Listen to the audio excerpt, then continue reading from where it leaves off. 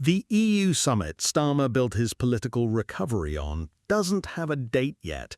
Think about what that actually means. Subscribe if you follow power, not just politics. There's a version of this story where you read the headline, nod, and move on. Summit delayed, Brussels complicated, Brexit hangover, nothing new. But the moment you look at the sequence of events, the timing, the internal contradictions, and who's saying what from which side of the channel, a completely different picture emerges. And it's a picture that has very little to do with trade policy. Let's start with the basic political architecture here. After Labour took a serious beating in local elections, Starmer stood up and promised to set a new direction for Britain, and the EU summit was the centrepiece of that promise. Not an NHS reform, not a housing announcement, not a growth plan anyone could point to.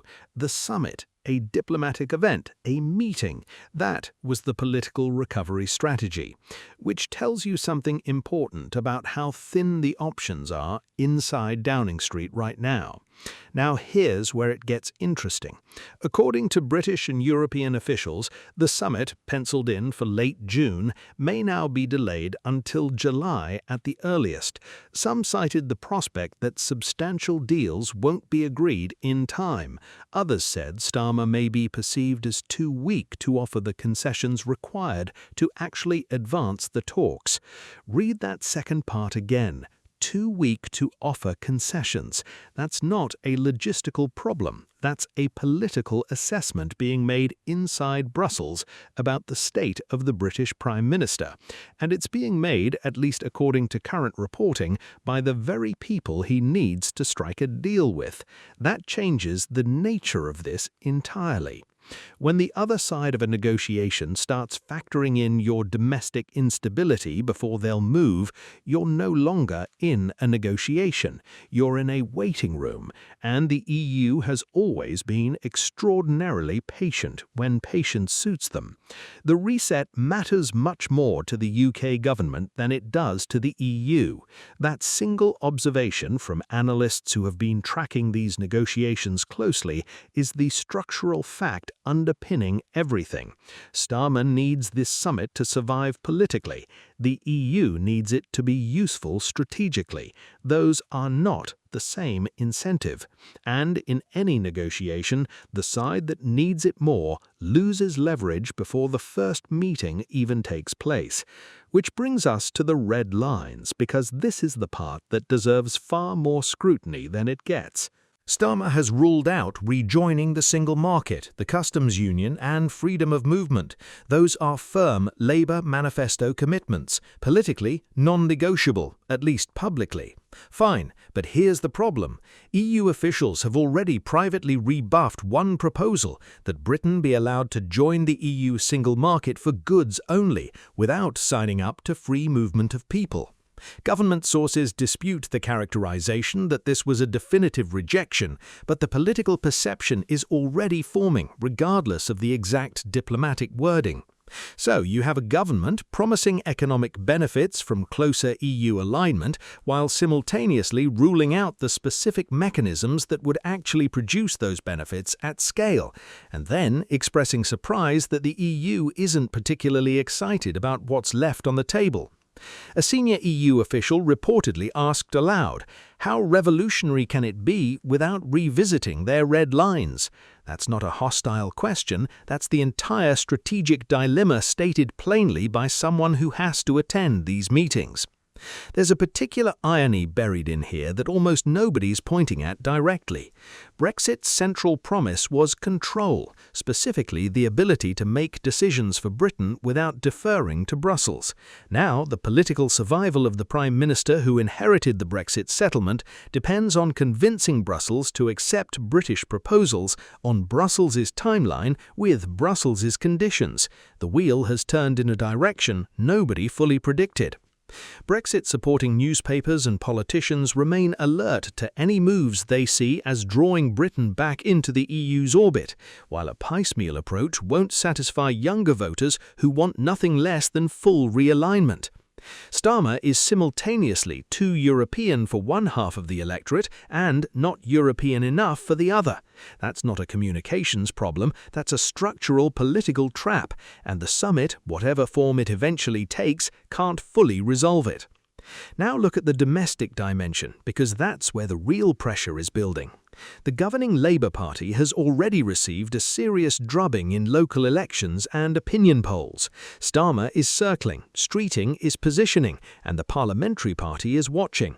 In that environment, a summit that was promised as a reset, that got talked up for months, that was supposed to signal competence and momentum, if it comes together messily or produces modest outcomes dressed up as breakthroughs, the political cost isn't just reputational, it becomes ammunition. The UK's own Parliament has already made that clear. Labour's own Emily Thornberry, chairing the Foreign Affairs Committee, accused the government of being evasive and unwilling to acknowledge trade-offs, hiding behind generalities, shifting positions, and vague ambitions. When your own side's parliamentary committee is using language like that publicly, the opposition doesn't even need to show up. The critique writes itself. And here's the piece of the puzzle that tends to get lost when these stories get covered as diplomatic procedural updates. The EU is not a single actor.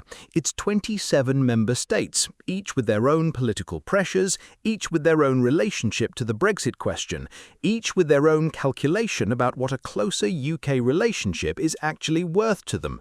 Some want it badly, particularly on defence and security. Others are far more cautious, particularly on anything that could create competitive advantages for Britain without full membership obligations. The EU was also dealing with its own 7-year budget negotiations, with pressures compounded by the loss of UK financial contributions. Getting alignment across that complexity on a British timetable driven by Starmer's internal party politics is a task that would strain any diplomatic operation. What makes this genuinely difficult to navigate is that the summit can't simply be cancelled or indefinitely postponed. That would look like failure, regardless of how it was spun. But it also can't happen and produce nothing substantial, because that would confirm every criticism currently being levelled at the government's European strategy. And it can't go too far, can't produce concessions that cross the red lines, because that triggers a completely different domestic crisis. Even as Starmer has promised to set a new direction, he simultaneously insisted Britain will not rejoin the EU's single market, customs union, or accept freedom of movement. The political bandwidth between new direction and none of the mechanisms that would actually change direction is not very wide. At some point, the gap between the language and the substance becomes the story itself. What you're watching is a government trying to derive political momentum from a process, a diplomatic negotiation, that operates on entirely different logic than domestic politics. Diplomacy rewards patience, ambiguity, and strategic concession. Domestic politics demands clarity, visible wins, and momentum. Those two operating systems are currently pulling against each other in public, with a summer deadline that may or may not hold. If the summit happens and produces solid, defined outcomes, the agricultural deal, the emissions trading link, the youth mobility scheme, Starmer gets a day or two of positive coverage, a brief stabilization of the internal party pressure, and a temporary case that the reset is real. That's the best realistic outcome based on where things currently stand.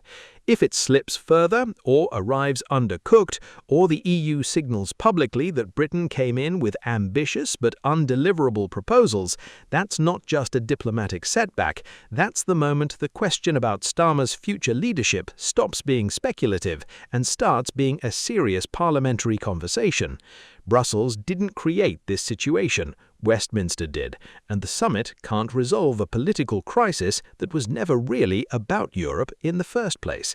That's the part worth sitting with. The summit might happen in June, it might happen in July, it might produce something real, but the question it won't answer, the one about whether this government has a coherent strategy for its own survival, that question isn't on the agenda.